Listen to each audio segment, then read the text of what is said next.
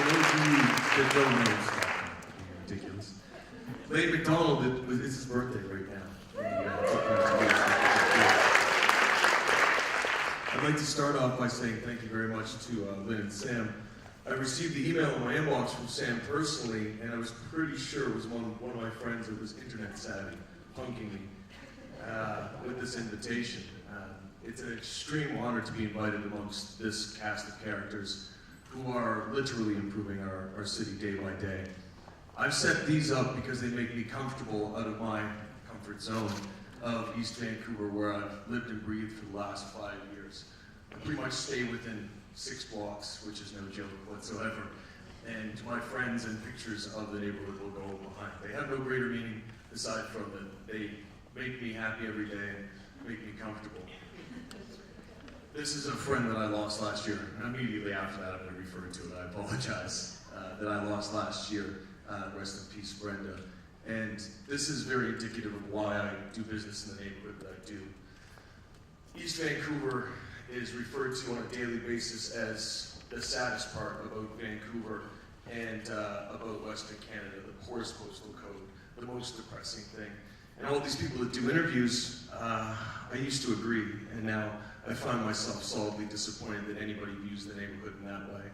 Yes, the challenges are absolutely real. Yes, the people are different, but they have the biggest hearts and the realest grasp of actual reality that I've seen in my life in my 35 years. They've welcomed myself and the 70 people that work alongside with me with open arms to our insanity, which is very legitimate. And it allowed us to not only succeed down there, but to understand what comes first and what's really important. When we opened Bonita Restaurant, a quick story I'll tell is we met a gentleman by the name of Rusty, and he was from, New Brunswick, which is very close to where I'm from, which is Nova Scotia. And I was outside with my original partners with a lot of arrogance, a ton of ego, and no effing idea what we were doing. We were pulling nails out of boards because we thought we were going to restore this space and had no idea how to do so, to which Rusty quickly corrected us and showed us how to pull nails out of boards. He said, "Welcome to the neighborhood, and if you need anything, do come and ask me." So the very next day, we were asking Rusty how to sand down seating, etc., etc. Rusty's become a fixture in our lives and will often be found amongst the other folk in Vancouver at Bonita or at the Diamond, or for that matter, if Alex doesn't throw him out at Sea Monster Sushi, just because he doesn't like people from New Brunswick, not because of Rusty's character. Well, from the introduction, the undertaking, I really want to take my time and speak about Salon Meats because it means so much to myself and also to the people I'm working with right now. Salon was so iconic to me personally because when I was literally broke and living on Alex Yuso, my partner from Sea Monster Sushi and Sharks and Hammers, that's a lot of S's, on his couch, I found myself eating there all the time and enjoying the hospitality of not only the staff, but the comfort of being in that space.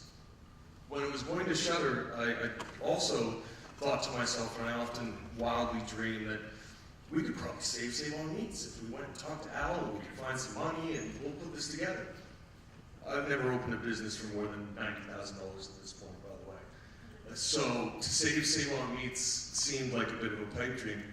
As soon as the thought came out, everybody grabbed it. And I do mean everybody from my wife to the rest of my business partners and anybody who would listen.